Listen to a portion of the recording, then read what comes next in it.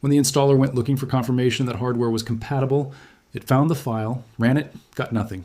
Back, and proceeded as if everything checked out fine. Machines Microsoft had officially declared incompatible could now Microsoft had paid one of its own employees to deliberately break his tool, not outcompete it, not replace it with something better. Break it, specifically and quietly. The tool in question is called Rufus. Before you understand why that accusation traveled as far as it did, you need to understand exactly what Rufus is. Because on paper, it sounds almost comically modest. It's a single executable file. No installer, no background service, no accounta. Required.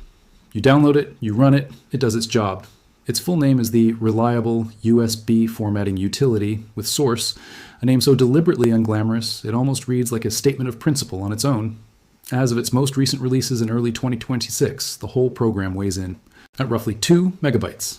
For comparison, a single photo taken on a modern smartphone typically runs somewhere between 3 and 8 megabytes. The tool sitting at the center of this entire story is smaller than a picture of your lunch. Here's the number that actually explains why a company the size of Microsoft would care about something that small. Rufus has been downloaded well over 200 million times since Pete Bittard first released it back in December 2011. 200 million individual downloads of a free tool built by one person with no marketing budget, no corporate backing, and no revenue model whatsoever. To put that figure in perspective, it's larger than the entire population of Brazil. It's roughly 60% of the population of the United States. It's a user base most commercial software companies would spend billions of dollars trying to build from scratch. And Bittard built it and has kept maintaining it entirely alone for close to a decade and a half without charging anyone a single cent. To understand why Rufus ended up sitting at the center of one of the more quietly persistent conflicts in modern computing, you have to go back to June 2021, when Microsoft first announced the hardware requirements for Windows 11. The headline requirement was TPM 2.0, a trusted platform module, a hardware security chip that Microsoft described in its own official language as a non-negotiable standard for the future of Windows. Confident language. The language of a company that had already decided the conversation was over. The problem was the scale of what non-negotiable actually meant in practice. Machines manufactured before roughly 2017 or 2018 frequently either lacked TPM 2.0 entirely or shipped with an earlier version that didn't meet the bar. Microsoft's own PC health check tool, the diagnostic the company released specifically to help people find out if their machines qualified, returned a negative result for somewhere between 240 million and 400 million computers worldwide, depending on whose estimate you use. Not broken machines, not slow machines. Computers that worked perfectly, that manufacturers had certified and sold with Microsoft's own blessing, that people had paid for, maintained, and depended on.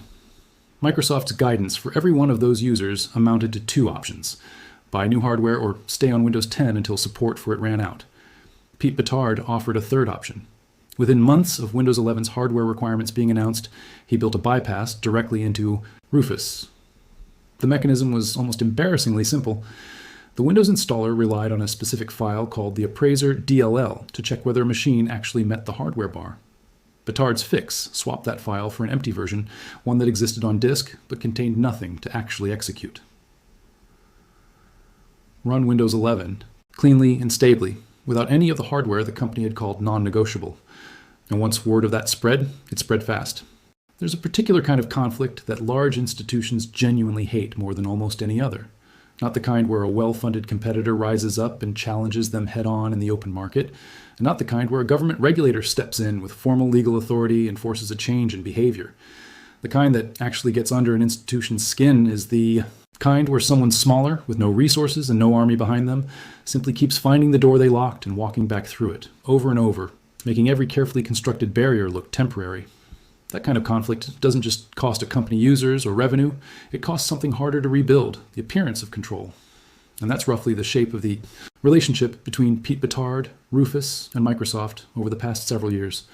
The first real escalation landed in August 2022, about a year after Windows 11 launched with its hardware requirements, and about a year after Rufus shipped its bypass. Microsoft quietly hardened the download infrastructure behind its Windows installation. Servers. Rufus includes a built-in component called Fido, a PowerShell script Bittard wrote himself that automates pulling Windows installation media directly from Microsoft's own servers, skipping the friction of the official download pages and media creation tool entirely.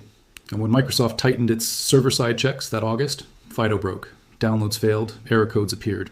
But because Rufus is fully open source, the community watching its code base traced the change quickly, and within days, a fellow developer, William Bullen, had figured out the fix. Petard shipped it, downloads resumed, and Microsoft said nothing publicly either way. The second escalation was more aggressive. In October 2024, Microsoft shipped the Windows 11 24.8.2 update, one of the more significant overhauls to the operating system since its original launch. Buried inside it was a change targeting the exact mechanism Rufus had relied on for 3 years, the empty appraiser DLL trick. The installer now detected the missing file outright and refused to continue. Machines running on unsupported hardware that had been installed through Rufus were still running fine day to day, but the update path forward was blocked. Petard's response arrived within days, this time in the form of registry modifications that achieved the same result through an entirely different technical route, built directly into Rufus, so the fix applied automatically during installation. The bypass was restored. Microsoft again said nothing. Then came February 2026, and this is where the story actually starts to get genuinely messy, because the full picture is a little more tangled than a clean corporate villain narrative would suggest, and it's worth being honest about that. Users began reporting that Rufus, through Fido, could no longer pull Windows installation files, hitting a specific server-side error tied to what looked like a fraud detection check. Petard posted about it on GitHub, and this time he went further than he had in past incidents. In his own words. No, they are detecting the script, which quite frankly is not that hard to do since it's open source, though it does require active, intentional involvement from Microsoft to break the script downloads. And then, more pointedly, I'm pretty sure Microsoft paid one of their employees to figure out a way to break the Fido downloads explicitly, and then implemented that on their servers. That quote is the one that traveled. It got picked up by PC Gamer, Neowin, Windows Central, Hot Hardware, and dozens of smaller outlets within days. Exactly the kind of accusation that spreads because it puts a sharp, memorable sentence on a feeling a lot of people already carried about big tech companies quietly steering them toward officially sanctioned tools. But here's the part worth being straightforward about, because a good faith breakdown of this story has to include it. Several outlets covering the same incident, Hot Hardware among them, dug into the details, and found the picture was murkier than a clean, deliberate sabotage story. The specific error users hit that week appeared tied to fraud detection checks Microsoft applies broadly, including to some. Direct downloads made straight from Microsoft's own website, not just to Rufus and Fido specifically. It also mostly hit Windows Insider preview builds, which Fido doesn't even download, meaning the Rufus-specific issue and the wider Insider download issue may have been two related but genuinely separate problems happening in the same window, sharing the same error code by coincidence rather than by design. Petard himself acknowledged the uncertainty in the same thread, noting he couldn't know for certain what was happening server-side. Microsoft, for its part, never issued any statement confirming or denying intent either way, and the issue was patched within about a week once another contributor helped trace the fix. So the honest version of this story isn't Microsoft definitely sabotaged Rufus and got caught. It's something a little less tidy and honestly more interesting. A lone open source maintainer who has watched his tool get broken by Microsoft server and installer changes 3 separate times over 4 years reached the reasonable if unproven conclusion that the pattern had stopped looking accidental. Whether or not that specific February incident was intentional, well, the broader pattern behind it, 3 real documented collisions between Rufus and Microsoft's infrastructure since 2022, each one eventually fixed by an unpaid volunteer faster than Microsoft ever publicly addressed it, is not in dispute. That pattern is what actually explains why 200 million people have trusted a 2 megabyte tool from one developer over the company that makes the operating system itself. Negotiated. And once word of that spread, it spread fast. Now let's talk about why this asymmetry exists in the first place, because it's structural, not accidental, and it's the single most important thing to actually understand about why Microsoft has never been able to simply make this problem disappear. Rufus is open source. Every line of code is public. Every change Petard makes is visible to anyone who wants to look. When Microsoft hardens a server endpoint or changes installer behavior, the community of developers watching the Rufus codebase can see exactly what changed within hours, not weeks. That's not one engineer working in isolation against a corporate team. That's a global informal network of contributors across dozens of countries, all capable of spotting a broken pattern and proposing a fix. Microsoft has to find and close every possible bypass. Petard and the people around his project only need to find the one. Microsoft missed. That math doesn't favor the trillion-dollar company. It never has, and structurally, it's hard to see how it ever could. There's also a legal dimension to this that explains why Microsoft, despite genuinely unlimited legal resources, has never taken direct action against Rufus or against Petard personally. Rufus doesn't distribute Windows. It doesn't include any Microsoft intellectual property inside its own code. It's a formatting utility that helps people create bootable media out of installation files they've already downloaded through a license they already legitimately hold. Microsoft has no copyright claim against a USB formatting tool, and it holds no patent on the general concept of bypassing a hardware compatibility check during an OS install. Rufus is licensed under the GNU General Public License, one of the most legally robust and deliberately adversarial to corporate control licenses ever written, mirrored across independent servers, and maintained by contributors spread across multiple legal jurisdictions at once. That's precisely the situation the GPL and its author Richard Stallman designed the license to create, a piece of software too legally decentralized to be shut down through litigation. Microsoft's legal team knows this. It's exactly why the response over the years has never once been a lawsuit or a cease and desist letter. It's been quiet, deniable, technically, implemented friction instead, hardened APIs, tightened installer checks, and now, allegedly, according to one developer's public suspicion, something closer to targeted interference. Now step back from the legal mechanics and look at the actual scale of who this affects. Because of the numbers sitting underneath, this entire story deserves its own full moment of attention. Somewhere between 240 million and 400 million personal computers worldwide were effectively stranded by Windows 11's hardware requirements. Pick whichever number feels more conservative to you, and then actually sit with what it represents, because these aren't abstract units in a market research table. A teacher whose school-issued laptop runs every piece of software her students need, but happens to lack a TPM 2.0 chip. A small business owner who built an entire operation around a desktop he bought back in 2016 and has carefully maintained ever since. A retiree whose computer does everything she actually needs it to do and has no interest in spending several $100s replacing hardware she was never told she'd eventually need. A student sharing a family computer that handles coursework and job applications without a single functional problem, right up until Microsoft's PC health check tool appeared on screen and declared the family's machine no longer good enough. Multiply stories like that across hundreds of millions of households, and you start to understand what the Windows 11 hardware requirement actually did at human scale, not as a market transition statistic, but as a genuine access problem that landed hardest on people least equipped to absorb the cost of it. And the pressure behind that problem got sharper, not softer, once Windows 10 itself reached the end of its support life on October 14th, 2025. For every one of those hundreds of millions of stranded machines, that date turned a preference into something closer to an ultimatum. The computer people were using every day, the one that turned on every morning and did everything they asked of it, stopped receiving security patches, full stop. Every new vulnerability discovered from that point on simply wouldn't get fixed on that machine. That's not a gentle nudge toward upgrading. That's real pressure, landing on hundreds of millions of people simultaneously, and the question a huge number of them were suddenly urgently asking wasn't complicated. What do I actually do now? For a meaningful share of those people, the internet handed them an answer almost immediately, and it wasn't a command line trick reserved for hobbyists. Rufus has a graphical interface. It asks plain language questions. You plug in a USB drive, open the program, pick your options, and it does the rest. No registry editing or terminal knowledge required. That accessibility is exactly why the tool's user base expanded well beyond the technically sophisticated crowd that originally adopted it, and moved into genuinely mainstream territory in the months surrounding Windows 10's end of life. Widely read consumer tech outlets covered ordinary people going through exactly this experience. A perfectly capable laptop with a still solid processor and plenty of RAM, declared incompatible purely because it lacked a chip it had never been designed to include, and a family deciding that buying costly new hardware just to satisfy that one requirement felt unnecessary and wasteful when the machine they already owned did everything they needed.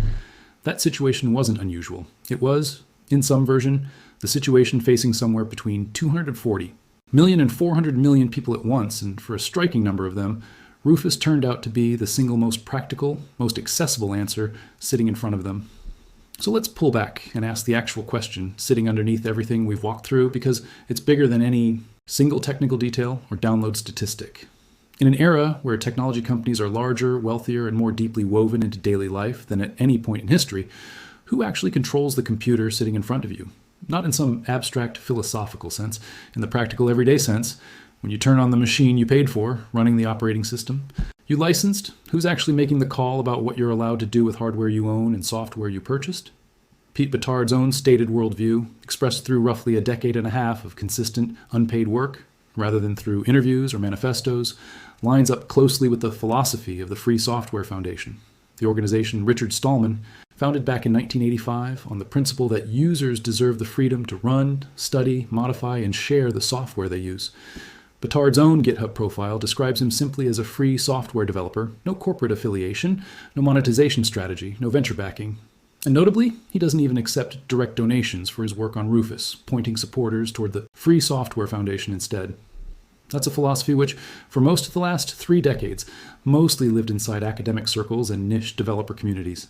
It's now intersecting directly with the lived experience of hundreds of millions of ordinary people who never had the slightest interest in software philosophy, but who've personally felt what it's like to be told by a company that their perfectly functional hardware is no longer permitted to run the operating system they've depended on for years. Philosophy becomes relevant fast once it starts describing your actual situation, and right now, that particular philosophy describes the actual situation of a genuinely enormous number of people at once. It's worth being fair to the fuller picture here too, because a story this widely shared deserves a level-headed accounting rather than a purely one-sided one. Microsoft has never issued a lawsuit, a cease and desist, or any formal legal action against Rufus or Batard across 4 years of this back and forth, which on its own is worth noting. The company has also never publicly confirmed intentional sabotage of FIDO specifically, and as we covered in the last section, the most recent February 2026 incident carries real documented ambiguity about whether it was a targeted block or an overlapping coincidental collision with broader fraud detection systems Microsoft applies across its download infrastructure generally. Batard himself, to his credit, has stopped short of stating a suspicion as confirmed fact, framing it consistently as his own reasonable read of a now familiar pattern rather than something he can prove.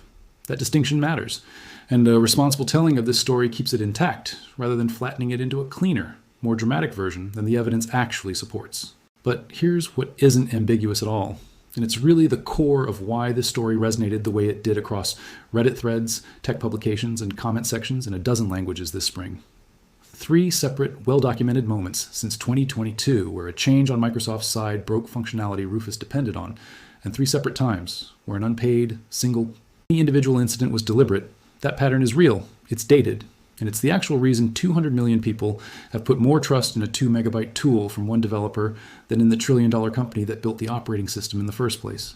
None of the underlying conditions that drove people toward Rufus in the first place have actually changed either, and that's really the through line connecting this story to everything else happening across the PC industry right now in 2026.